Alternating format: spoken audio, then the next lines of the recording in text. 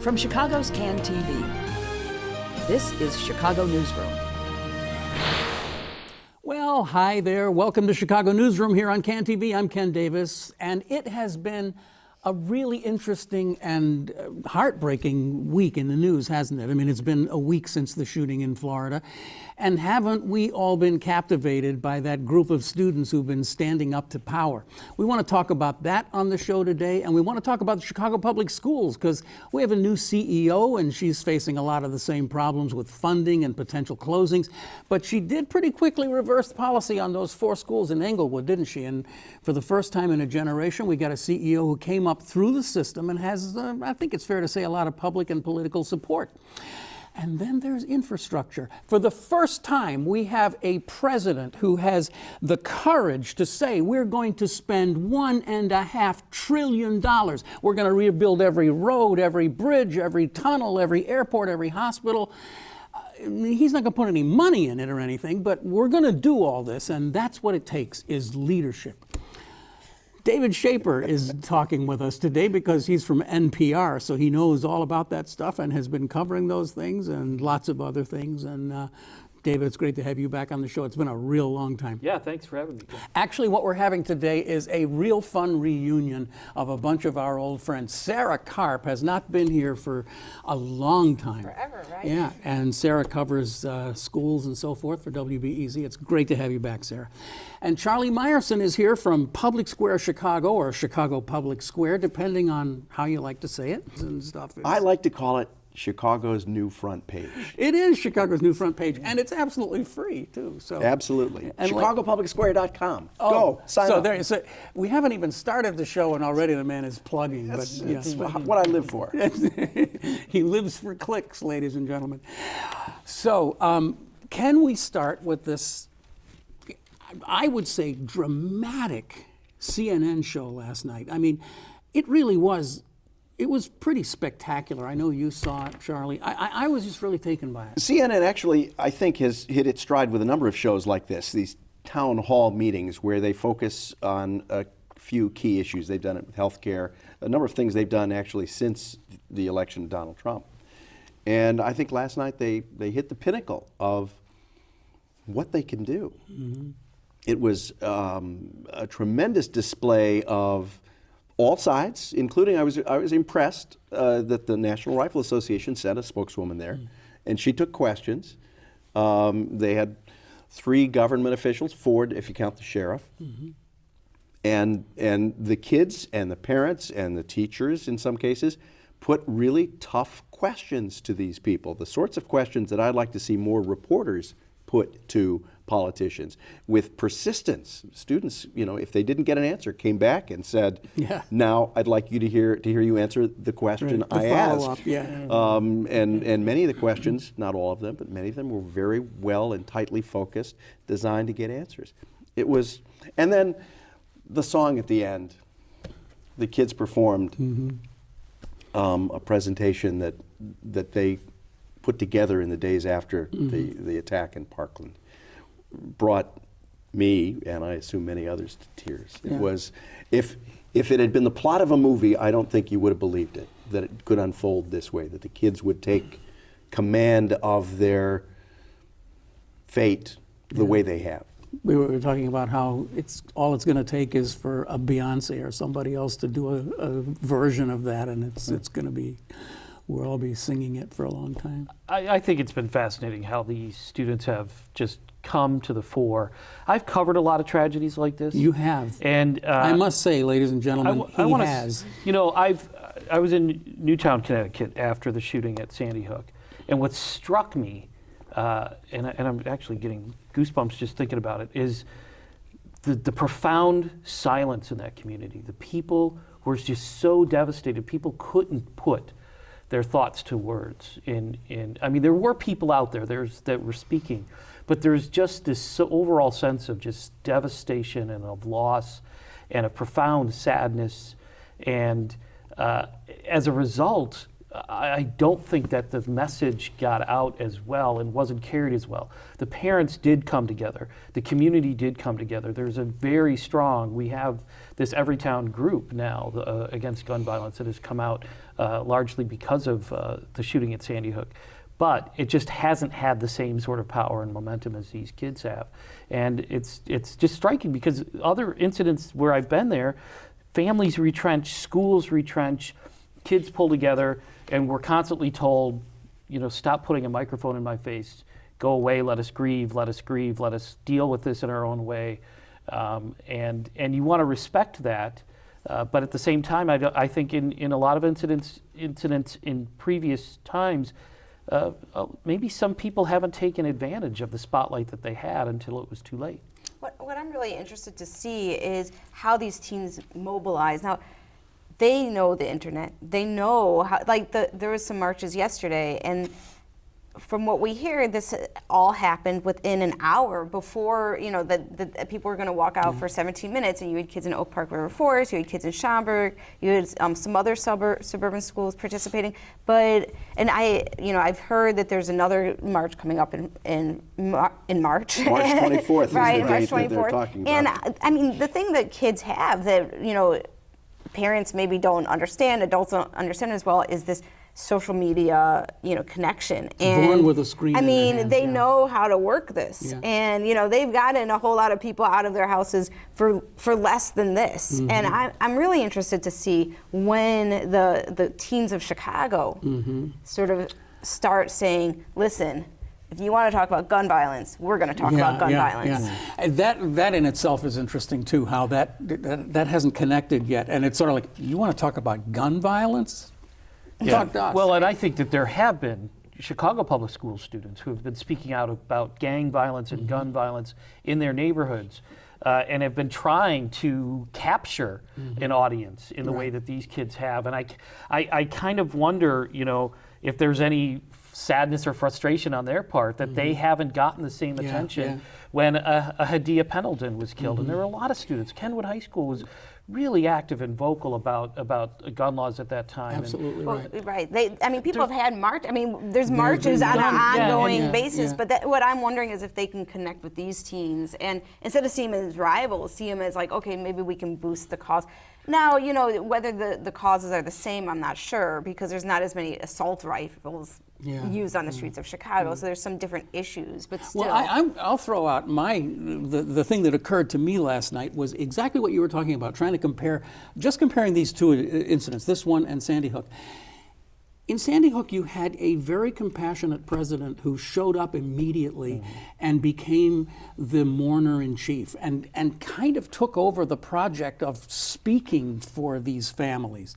Now, we have the exact opposite. We have a guy who plays golf and really is kind of very disconnected from the whole process and engenders in the parents a level of anger that almost supersedes the frustration.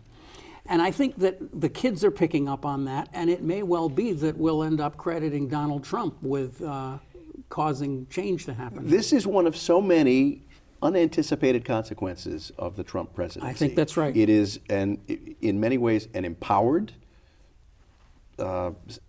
population of civilians and voters. People are more engaged at all levels and in all political orientations in the process than I think surely would have happened had Hillary Clinton won the election. Absolutely. I just completely agree with that. I love that he had a sheet of paper that said, we hear you. He had to write it on a sheet of paper just in case he forgot. Well, but the other thing about President Obama stepping into that spotlight after the shootings in Connecticut is that he also became a lightning rod for the movement. He did. And therefore it became a much more politicized debate immediately, as opposed to this time, where I feel like the voices of the students are that much more powerful, that much more real. And I liken this to a lot of other issues that we've seen a dramatic change in recent years in the past. I mean, could you imagine, the gay marriage debate 20 years ago compared to how it is today? And I think a lot of that comes from the fact that parents and grandparents had their minds changed by younger people in their families who are communicating the issue. Yeah. I think the immigration issue is another issue that for a lot of people in urban areas and suburban areas are having a much more sympathetic view towards those who are coming to this country without documentation, because they're knowing them, they're seeing them, and they're seeing how their kids interact with their kids, and it's changing the dynamic. And this is another issue where, again, the kids are leading and the adults are following. A lot of it is, I think, is very similar in dynamic to kind of what we were seeing with, the Arab Spring and those kinds of revolutions that are powered largely by social media. And we've kind of thought that we were a little bit immune to that because we're so much more sophisticated with our use of social media. Wrong. Not. All the way down. All the way down the line, it's wrong. I saw a little bit of this in Ferguson, Missouri, after the shooting there of an unarmed black teenager, and how those marches, how the protests, and how there was some violence and there was some rioting and some destruction of property there as well, that got hyped in the media. But a lot of the groups that were and just people who were trying to organize and make their voices heard were doing so through social media, and it was kind of crazy to try to follow it as an old guy myself. Like, okay, where are they meeting? What corner? And they're going to march now to the county building because somebody got arrested and they want to be at the county government complex. How is this all playing out? But it was electric, and it was dynamic, and it was spontaneous, but yet organized.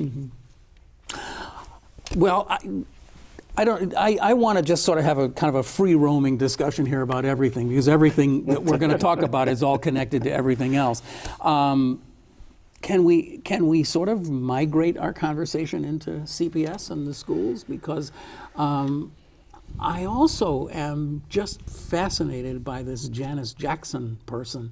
I mean, she's the first one we've had in our lifetimes who's come up through the system. And she seems to be handling her newfound power rather well. I don't know how long the honeymoon lasts before we all start piling on her. But you've seen this up close more than anybody. What kind of impression do you have of her? Well, here's the thing. You don't get to the top by not being a person that can compromise, that can make decisions, and that can maintain sort of a distance from sort of being too friendly with people or too much of somebody's person. So I will say that is impressive about her. She, even being chief education officer, she was basically number 2 to Forrest Claypool. She didn't become like attached to him. She didn't go down with his ship, and she's maintained, sort of what her job is.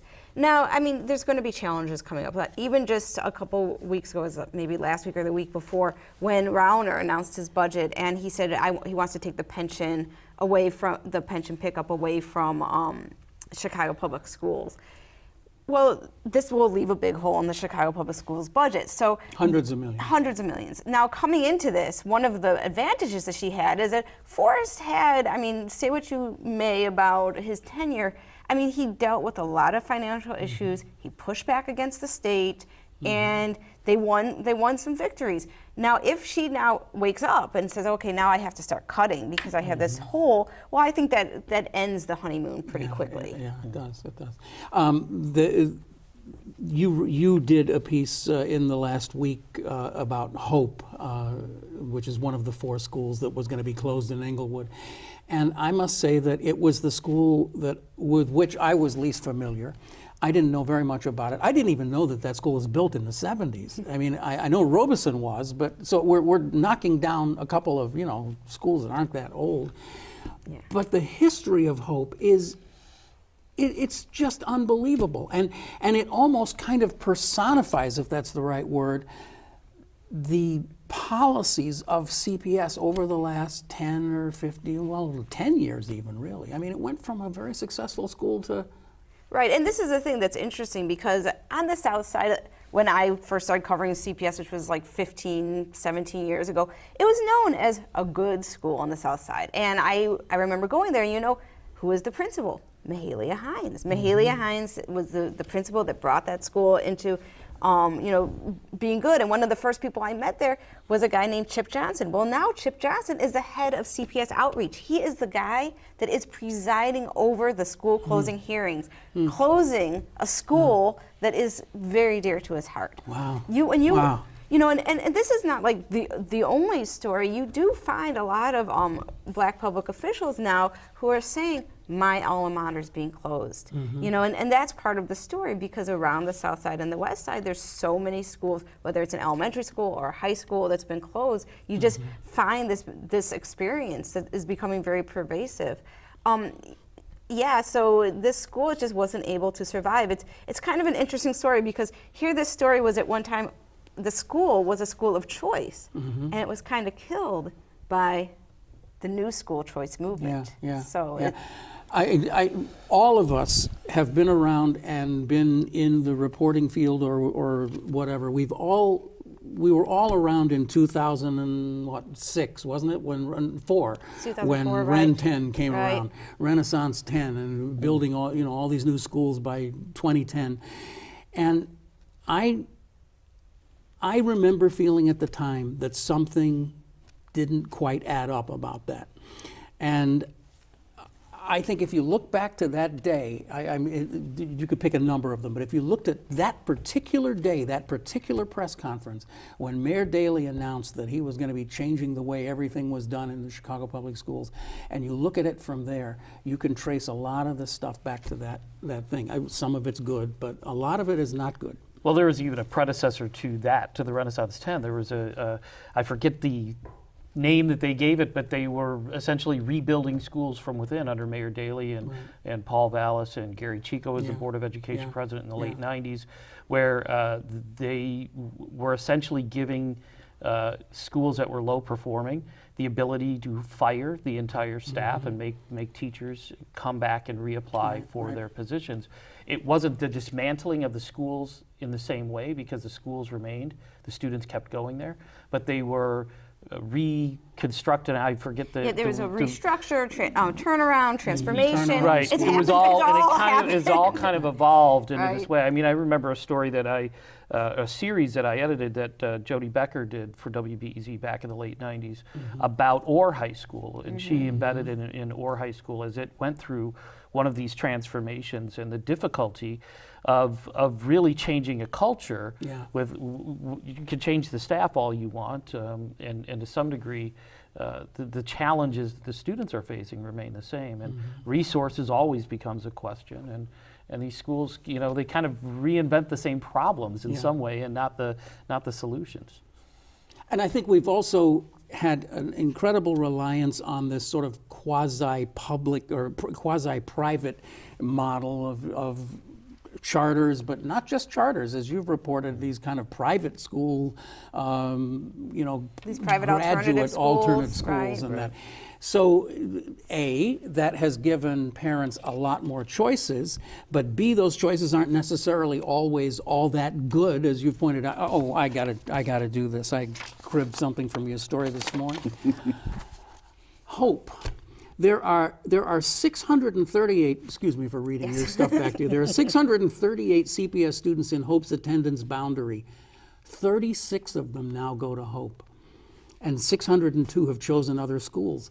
But that may sound like a great thing. I'm sure Paul Vallis would have said, see that? We're going to give them all their choice. Look where they're going. That's right. If you look at how many of them are going to schools that are higher rated, you're getting it at around 60%. They're higher rated than Hope or Robeson or Harper or Team Inglewood, which are the 4 schools that are either going to close or be phased out. But higher rated than the Hope that was already on the trash pile. Right. So basically, Hope. All these schools are. Chicago has a crazy way that they do ratings, but there's basically 5 levels, and Hope, Robeson, Team Inglewood, and Harper are all among the lower 2. But the other thing is, like, just because you're in one of the top 3, there's very sort of gradations of differences. It's not like if you're level 2, so if you're like a mid-tier school, you're like tremendously better. There's maybe some factors that you're better at. So it might be that your attendance rate is a little better, or there's some other measures. But the way that they rate schools has many different measures. So there's very few that are actually making it to the top level, which is really the place where you want to go. In fact, only 8% go to like selective enrollment schools. And I can tell you from looking at the data that very, very few are actually at the Peytons and the Jones and the really, really good schools. And most of the kids that are in selective enrollment schools are in places like King High School, South Shore High School. These are good selective enrollment schools, but they're not like the stars of the system. Yeah. So not many are getting to really, really tremendously better schools. This is the thing. The problem is like David was saying, some of this is about the kids. You can change the school structure. Kids are coming with their socioeconomic backgrounds, and educating them is a difficult job. One thing that we found in Inglewood, where they've opened about 10 high schools in the last 15 years, 3 of them have closed due to poor performance. So it was new. Was it better? No, they're already closed, And what happens to those kids on this yo-yo of going here, going there, going there? And I say this as someone who's way outside the system and without the intimate knowledge that you two have from your experience covering the schools. But from the outside looking in, the school ratings game seems like a scam. And I say this as the parent of 3 sons who are now grown and out of the schools and who went to, I think, an excellent school, but one that consistently wound up dinged in the ratings because, in large case, because it was a diverse school with a lot of kids with socioeconomic disadvantages, and they were getting, as far as I could tell, a great education, but they didn't have the advantage. Their test scores weren't what they needed to be. And the result was a great school that showed up in the ratings, the state ratings, as not a New Trier level school or a Peyton level school. And I think that they feel misleading. They feel like a system that's being gamed, both from the inside, those who are being rated, and from the outside, those who are looking to be. It seems like a system that is fundamentally broken. Well, the problem that I see is that you have principals who are all about the ratings. Yeah. And so they're crafting programs and trying to achieve not successful students necessarily. I mean, hopefully that's the outcome as well, but they're really about the rating and what can I do to get from that, one level to the next level. And that's because that's what my career is riding on. And the spillover effect of that can lead to some things where, special needs students, we've seen a lot of this, are not getting the support that they need and the educational resources that they need. And I think it's a tough treadmill or hamster wheel that you can get on if you're forced to worry more about the ratings than the actual outcomes for students. Just yesterday, or the day before, just yesterday morning, was yesterday Wednesday, the Inspector General of Chicago Public Schools came out with a report looking at the admissions process for kids that are going to their non-neighborhood schools. Now, these aren't selective schools, these aren't magnet schools. It's just that, let's say... They're not going to their neighborhood Right, school. they're not going to their neighborhood schools. They're getting admitted to other people's neighborhood schools, essentially. And what that process is like. And so basically, if you have extra space, you can open those seats up, but people are supposed to apply, there's supposed to be a lottery, then you get on a waiting list, and maybe you get in to the school. But principals are sort of not using that process and using their own process. And what they're doing is that some of them are looking at attendance records to see if they want the kids. Some of them are looking at grades. Some of them are looking at whether the kid has been suspended. And why are they doing that? I mean, it makes perfect sense. Why would you take a kid that you don't need to take if the kid has got attendance problems? Why would you do that? Then drag your numbers down. And drag your numbers down. That's just a stupid Sounds thing. like a charter school. Right. It'd be a silly thing to do. Now, then you get a place like Hope High School. 50% of the kids left there have disabilities. That's huge. 50%. 50%. If you look at every school that's like the lower tier schools, the high schools that are losing enrollment and are poorly rated, they all have a disproportionate number of special needs kids. I really, really, on behalf of those parents who still have kids in schools, I mourn the loss of or the undermining of the neighborhood school. Yeah. And, I trace it back historically to a fundamentally good well-intentioned program to keep Chicago schools integrated, busing kids to different neighborhoods. That's a battle I think pretty clearly has, in many neighborhood schools, been lost. And the idea that you're taking kids out of neighborhoods, having them travel, in some cases, close to an hour, maybe more, to get to the school they're going to, fundamentally weakens the neighborhoods that they're leaving to go to those other schools. Tell me that I'm missing something, but it seems like it's fundamentally undercutting Chicago's great strength, the neighborhood. Well, right. It's a community strength. It's a community pillar. It's a community institution that disappears when you close these. I've been around in some of the neighborhood schools in Englewood, and it's these empty buildings just sitting there that have no other use or purpose but to provide neighborhood kids with an education. And more importantly, closed. I mean, the historic neighborhood school is a place where parents in a neighborhood met one another, became acquainted with one another. And now that they're sending their kids elsewhere, those neighborhood ties don't exist, or they're not being formed. Also next week, Chicago Public Schools Board of Education will likely vote to close an elementary school called National Teachers Academy, and in its place open what? A neighborhood high school for the South Loop community, for Chinatown, for some of Bronzeville. So it's sort of ironic, right? That we're in this system of choice, and choice is great, and we want to give poor people lots and lots of choices. But if you're rich and you're affluent and you want a neighborhood high school, you want to be, what are we doing?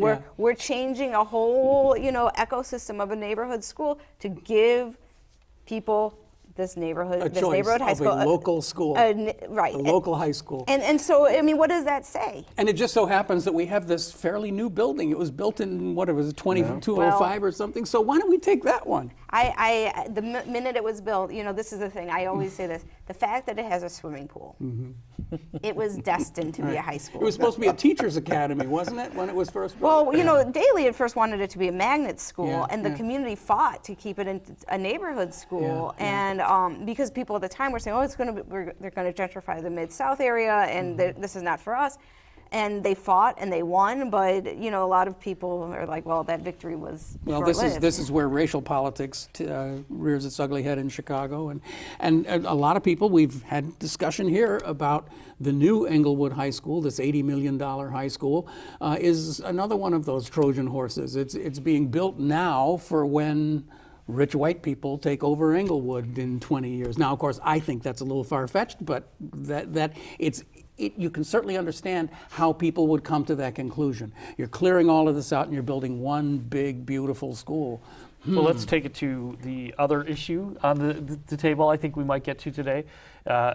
You see what's happening or what the city would like to see happen in Englewood and in other communities, Woodlawn, is development along transit lines. Yes. And so transit-oriented development is a trend that's been taking off in a lot of cities around the country. You see it on the north side and on the northwest side, and to a degree in the West Loop. I mean, part of the boom that we're seeing in the West Loop with the Google headquarters, with McDonald's going there, is due to the fact that there's great transit service there, and the Green Line, which the city was close to closing back in the 90s. Yeah. And the Green Line on the south side and the two branches of it have largely not seen this. Right. One of the decisions when they cut the Green Line short from going to the end of the line at 63rd Street and almost the lakefront, now it ends at I forget exactly. Cottage Grove.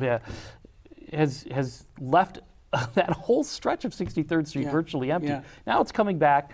There's talk about doing transit-oriented development around the city in neighborhoods that have not been able to, cash in on the success that we've seen on the north side. But there are great concerns about gentrification and that will come with it. Because now all of a sudden you have not only an affordable way to get to work, but potential for new housing stock and great assets in the community like new schools. I just enjoy going back and watching all the videos from the 70s of community organizers in Cabrini Green saying, it's over. All they want is they want this land. They want us off this land, and of course everybody was denying What's Cabrini Green? it. Yeah, I've never heard of right, Cabrini right. Green. Yeah. And Best also, Buy now, isn't it? yeah, that's right. And also, I don't want to get off this education thing without tooting my own favorite little horn, which is that when you look back over the last 25 years, or at least since mayoral control, the one through line in all of this that has affected every decision that's ever been made has been this thing about student-based budgeting. I can't help it. I have to just keep going on and on about this. When they decided to convert the Chicago public school systems to Hunger Games and make it so that your school will only survive if you have a certain number of people, because we're only going to give you money according to how many kids you keep in your school, they put the principals against each other. They made it this raw fight over kids. And there are going to be losers, and we're seeing who the losers are shaking out now. That's right. I mean, that's basically what this is the story of. I feel like if Janice Jackson was truly honest, she would look in the face of the people in Inglewood and say, listen, you guys are the losers. Your schools are the losers. That's all there is to it. Right. I mean, that is... We let the market decide, We and let the market decide, decided no. and that's exactly right. And you know, whether it decided well, I mean, sometimes the market doesn't act rationally, because sometimes people send their kids to a school that's not as good as the school that they had the option to go to. But you know what? It is what it is. That's the system we set up. And going back to the Inspector General's report, where people are letting kids in, you know, through the side door. Why? Well, one incentive. So you have this disincentive to let in kids that are, you know, might drag down your ratings, but you also have this huge incentive because you need that money. I will never forget it. My kids were in school. 1 week into school, there's a North Side principal who had some space. He was 5 kids down. Somehow he got a little nudge into my kids' school and took 5 kids. Well, what does that leave? Now my kid's school doesn't have 5 kids. Now they're going to start calling their waiting list. And some other, you know, and it just becomes this very, you know, in the suburbs, people don't even understand. Like when I start trying to describe this, they're like, what in the planet are you talking about? You start a school with a budget and then you have a budget and that's what you do. Right, you know, right. it's like I'm trying to, you know, talk a different language to them. Well, I was telling the story earlier, and I live in Oak Park, and again, my kids are out. I was talking to a friend who was explaining the machinations that he was considering going through to figure out where his kid would go to school, and then where they'd live, where they'd buy their house. And I said, why don't you just move to a suburb where your kids walk to the nearest school that's 4 or 5 blocks away? He didn't, but still, I mean, to me, that still seems like the ideal system, That's and what you it's should lost do, in right? Chicago. Just Yeah. move to the suburbs. This is totally off topic, but a growing trend around the country, particularly in more rural communities, is to get away from the neighborhood school. And you know, my wife's from a small town in Wisconsin where there used to be like 5, 6, 7, 8 elementary schools. They've closed them all. They've built one big elementary school in town that's right next to the one big middle school in town, which is right next to the one big high school in town. And so everybody is bused. Everybody goes to the same place. It's in the one town instead of all these little satellite communities having their own schools. And again, those are those community anchors. Those are those places that people have come to rally around and to meet at and hang out at. And Well, I think the last time you were on the show, we had this conversation about small schools versus big schools, right? Because Chicago had a lot of big high schools, and there were a lot of good things about them, but they've gradually, most of them anyway, kind of shrunk down. And you know, isn't it a good thing to be in a school with a couple thousand people because you can have all these activities that you can't have? More resources. More resources. Yeah, I mean, that's the thing that's so sad. That's why when you know, Janice Jackson did make the concession, say that like those 3 schools could be phased out as opposed to be closed, it was kind of an empty concession because the problem is the schools are not, I mean, even she said, she once told me it would be inhumane to keep those kids there. Now she's saying, well, we'll keep those kids there because that's what the community wants. But I mean, would you want your child in a school that doesn't have much of anything? I mean, not even like, you talk about electives. Like, let's not even talk about after school. Let's just talk about, can you take German, Spanish, French, or no. You can take Spanish online. That's it. That's your choice. That's it. I mean, Online gym. Like, come on. That sounds like an improvement to me, but I did everything I could to get out of it. Jumping jacks in Me front of too. the computer. I would have actually liked that a That's a lot. plus. Yeah. But you're right. I mean, It's like incredible. It's incredible that we have schools in this situation. It is really like, I mean, it's a bad thing for those kids. to return to my fantasy world, it ought to be possible to draw, theoretically at least, to draw boundaries such that you could have a neighborhood school that has the requisite number of students to justify these programs, and everyone within a certain radius of that school goes there. It must be nice to live in Oak Park. You get to fantasize. Yeah, fantasizing. The is rest of us everything. have to live in the real world. All Fantasize right, about okay. Berwyn. We have to move along here because it's time for us to celebrate our president and his incredible vision for a totally reconstructed America. All we have to do is just dump all that money onto the property tax system, while they still keep the income tax that they're getting for the Defense Department and everything else. Won't Mexico pay for it? Yeah. Mexico is plan? going to pay for the I-94 improvements. Yeah. So, David, I know you have toyed around with the idea of just what it might cost to get on the Kennedy Expressway up at, say, Lawrence or something and drive down to the Loop. How much do you think that would cost in tolls? If that was tolled, it could be $3, $4, $5. I mean, it's the case in a lot of cities. There's a stretch of I-66 outside of Washington, D.C., where they have surge pricing to control congestion, and that has jumped up to $40 a trip. Is Uber at running times. that? Is that No, it's similar though. It's the idea is this was, to be fair, this was a stretch of highway that was carpool lane only at rush hour. So carpools only. You had to have multiple vehicles, and the problem was that there were scofflaws, people who ignored it and went in as solo drivers. So they figured, well, why not we toll the people who are by themselves, and that will help, that'll keep that road from getting too congested. But the cost has been astronomical, $20, $30, $40 if you're willing to pay. When people see that, they go, oh my God, I'm not paying that. And then they go to the other side streets and they go to the other highways that were already congested. But that could happen. Congestion pricing is something that's been floated here in Chicago. It's actually, I think, kind of unusual that when you look around the country that Chicago doesn't have anything like this. We have the tollways that are all suburban for the most part and around, except for the Skyway. But yeah, this Trump infrastructure plan is a $1.5 trillion plan that actually has no actual money.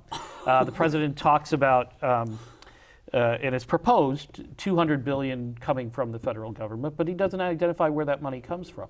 And his aides have said, well, we envision budget cuts elsewhere that would, in the federal budget, that would provide extra money that we could then shift to infrastructure at the rate of $20 billion a year. So we keep whittling it down. It's 1.5 trillion. Well, it's really 200 billion. It's 10 and years. that's over 10 years. Yeah. So that's 20 billion a year. And half of that's going to go into this formula and half of it's going into that formula.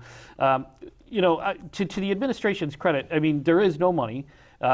This isn't to their credit. The way they get to some of that cost savings elsewhere in the federal budget, a $750 million cut to Amtrak.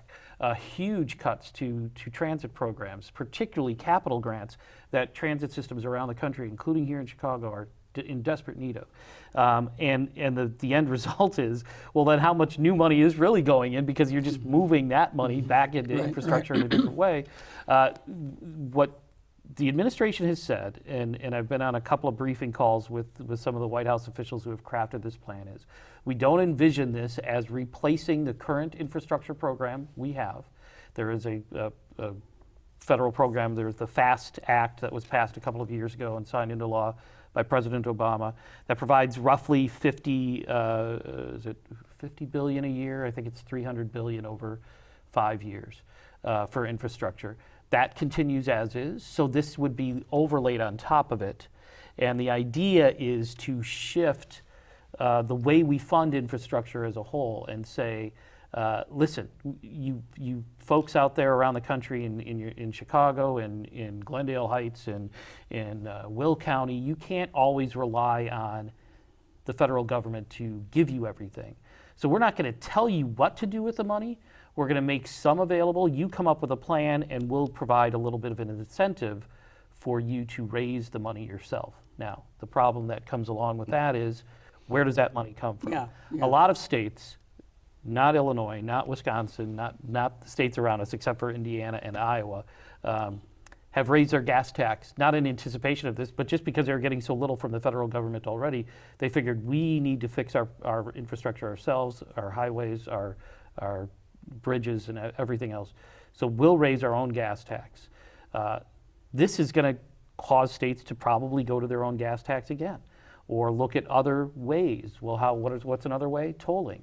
There are a whole bunch of states that are now considering tolling, and the federal plan that the Trump administration put forward would reduce and eliminate really all the restrictions that there are on tolling existing interstate highways. So you could see tolls everywhere, not just on stretches like the Indiana Toll Road and the Pennsylvania Turnpike and those sorts of things. So it's a tricky proposition. It's an interesting idea to say, hey, let's not force solutions to infrastructure problems from the federal government, but we're not going to fund it also.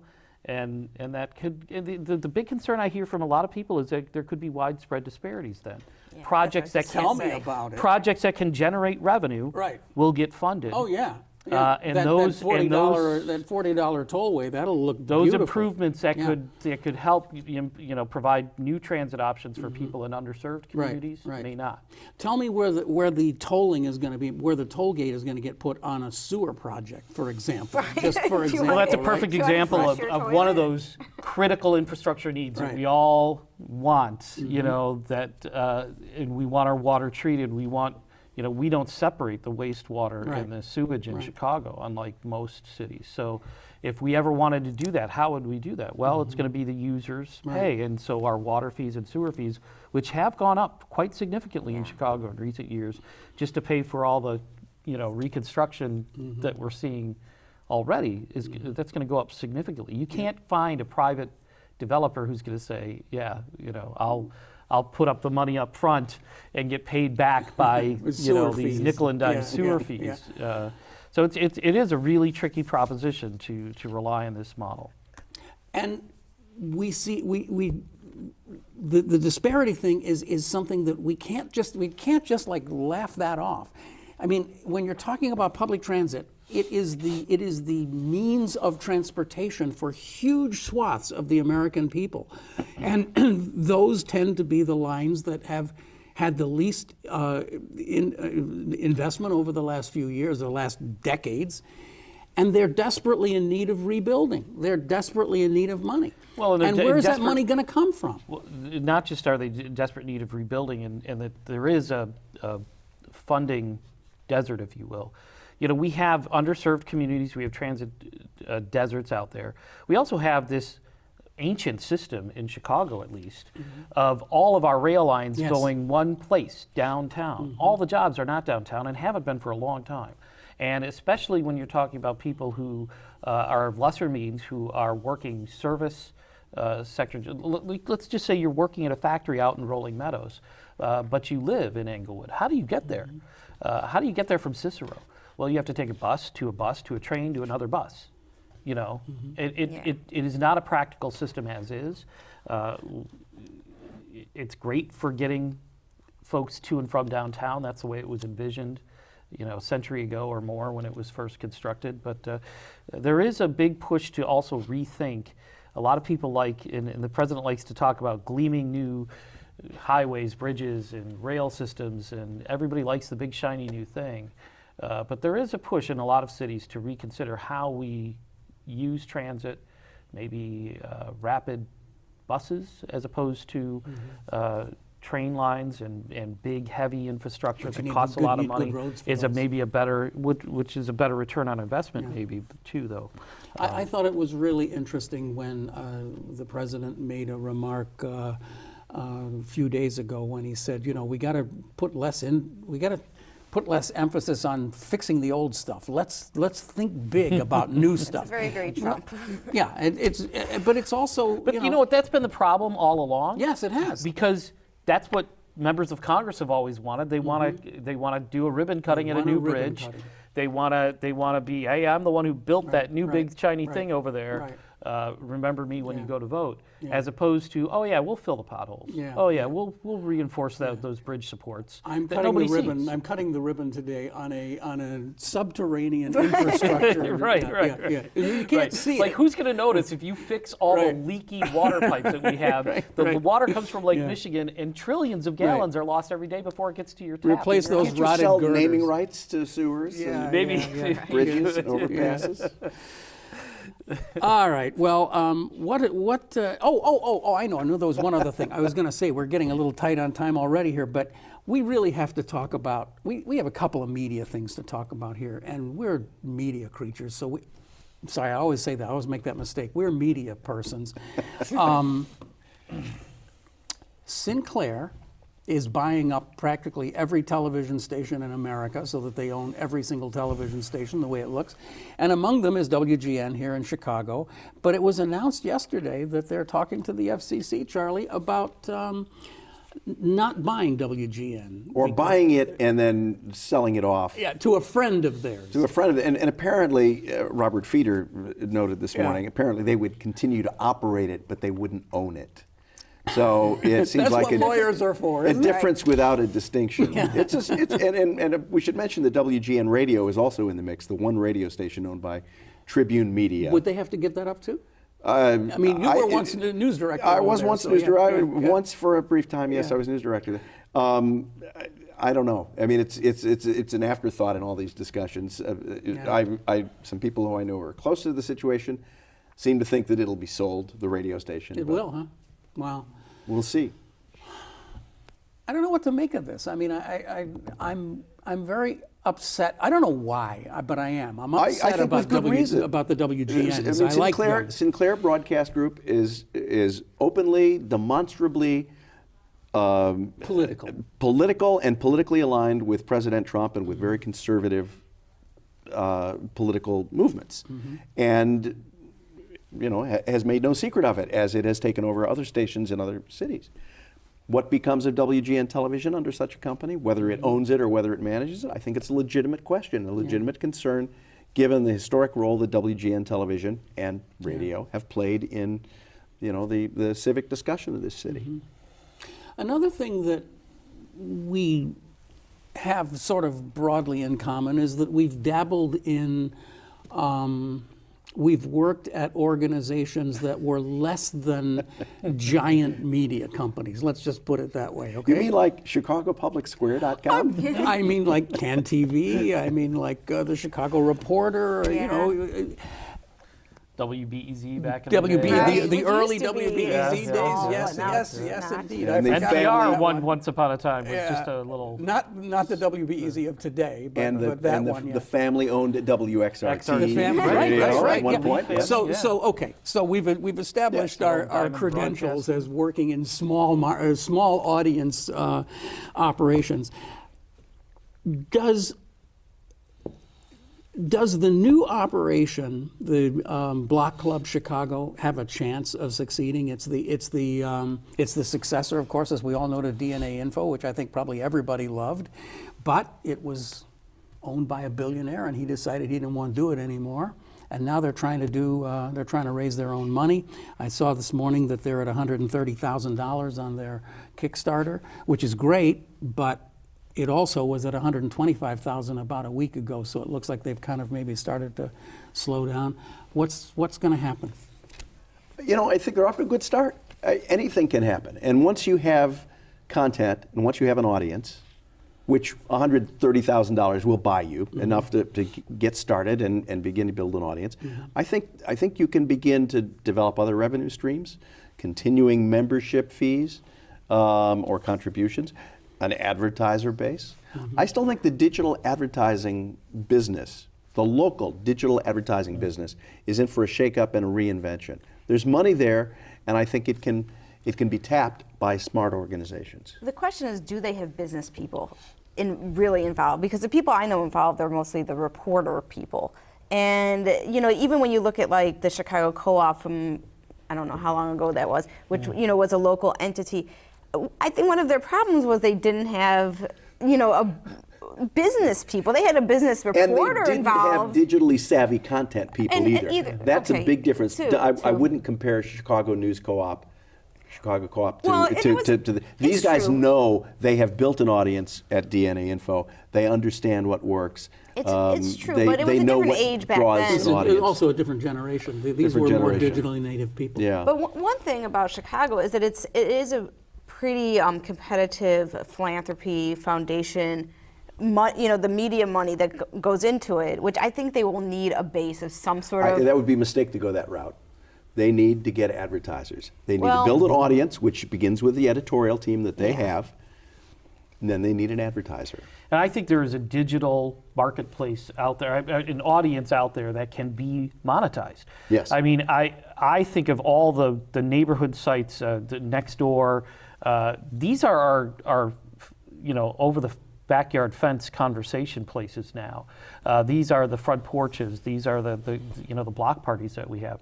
There are conversations going on all the time in my neighborhood online, and those are people who would be interested to know, hey, the market down the street is having a sale. Hey, whatever service. The number of people who are just out there saying, I need a plumber. I need somebody to fix, get the ice out of my gutters because the ice dams were causing flooding in houses. Yeah. I mean, there is an audience there that needs goods, needs services, and would be willing to support the advertisers if you could get it together in a That's why you need decent the way. business people. Yeah. You need some really strong advertisers and business people, and those people usually like to get paid. I was going to say they And cost a lot. the problem is, who do you get that will do this out of passion at first, at least?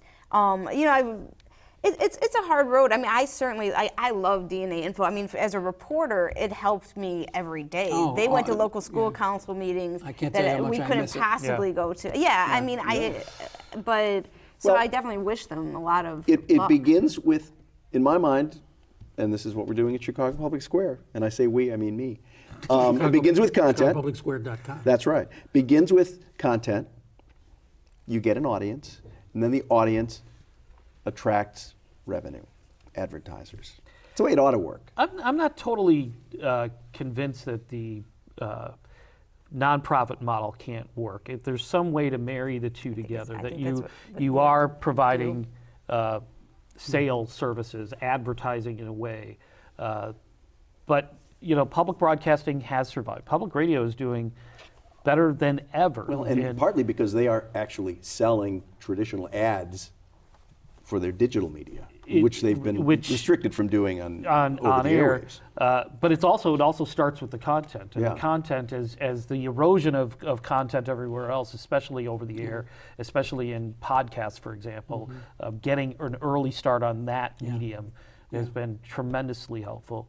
But even the digital space, I mean, I probably read more of Sarah's stories than I actually hear on the air because I just don't have the radio on all the time. And because this is an interesting very point hard for on the the new media generation. Reading is much more efficient. It is. Advertisers want audio and video. Consumers, and I say this from my years at the Chicago Tribune running the website, helping to run the website, people will steer around audio and video because it is time consuming and multiple sensory involving, and they will read. And inelastic in the way you can consume it. Reading, Exactly. You can skim. And they steer away from ads and a bombardment of ads online. And I think, the Sun-Times in particular, not to pick on them, that they're getting better, but the way their website used to be, I just couldn't stand going to it and even reading stories there because it was just, boom, this pops up and boom, there's audio. And then I'm just like, And that here's is a the video. problem with local media websites in general. They have become unreadable because they're going for the low, easy clicks, the ads that are bought programmatically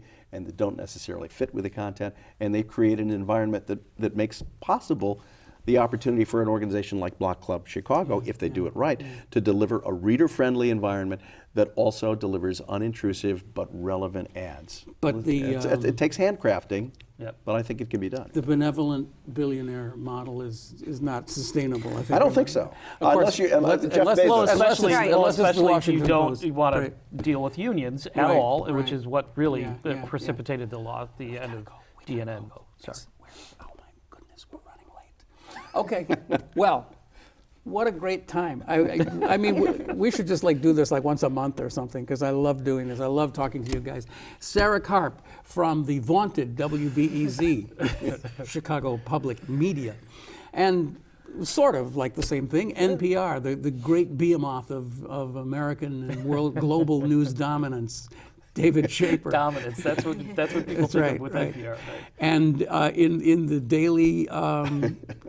daily newsletter dominance field, Charlie Meyerson from Chicago Public Square Chicago. No, in Chicago Public your Square. Mail. Well, Public Square Chicago looks better in your I'll mailbox. take either one. Just chicagopublicsquare.com. Thank you. .com. Don't forget the .com .com. is very important. And don't forget, you know, like we were saying, you can listen to us on your little device here, you know, because we're a radio show too. You can watch us. You can get anything you want by going to this address. This is where everything lives. You can see hundreds and hundreds of Chicago Newsroom shows. Not that you'd want to, but you can.